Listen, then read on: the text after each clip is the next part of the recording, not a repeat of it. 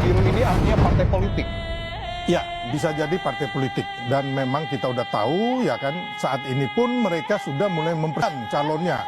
Sudah membentuk elemen-elemen di berbagai daerah, sudah gitu loh. Dan Tapi Anda berani menyebutkan, Bung Silvester, partai politik mana yang menjadi tokoh agenda besar ini? masyarakat udah tahu itu, ya Oke. kan. Yang kita lihat juga bahwa ada beberapa komentar daripada Partai Biru ini mengenai ijazah palsu.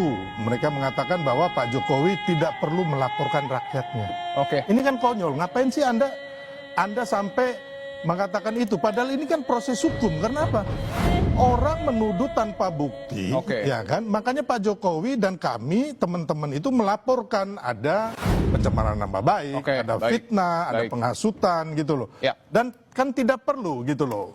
Mereka berkomentar gitu. Ada juga dari pengurus Partai Biru itu mengatakan bahwa ini hanya untuk pengalihan isu. Baik, kita sudah tangkap poinnya, Ya. Bung Silvester. Saya ingin ke Mas Toto dulu. Mas Toto, tadi kan dibilang bahwa klunya ini baju biru. Kemudian juga partai politik yang kalah pilpres. Menurut Anda, siapa partai politik ya? Karena kan kalau dilihat, yang warna biru ini kan bukan yang masuk ke Bukan dalam yang kalah pemerintahan. pilpres ya, maaf ya. Yang di dalam koalisi kami lah. Oke, silakan Mas Toto. Lebih jelas lagi itu. Ya, menurut saya isunya kan akhirnya menjadi politik ya. Ketika kemudian memang dimulai dengan Pak Jokowi juga memberikan sebuah clue, ada tokoh besar di balik isu ijazah palsu, mengenai juga pemakzulan, lalu dijabarkan lebih spekulatif lah dan teknis menurut saya oleh Bang Silvester atau Bang Ade Darmawan.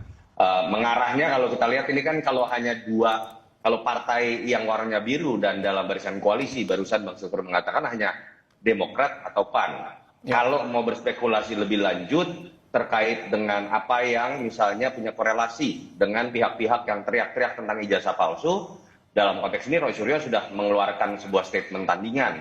Karena dia merasa dia dulunya Demokrat. Jadi kalau dengan rentetan variabel tadi, bukan tidak mungkin arahnya adalah kepada Partai Demokrat. Apalagi ada kalimat menginginkan anaknya menggantikan.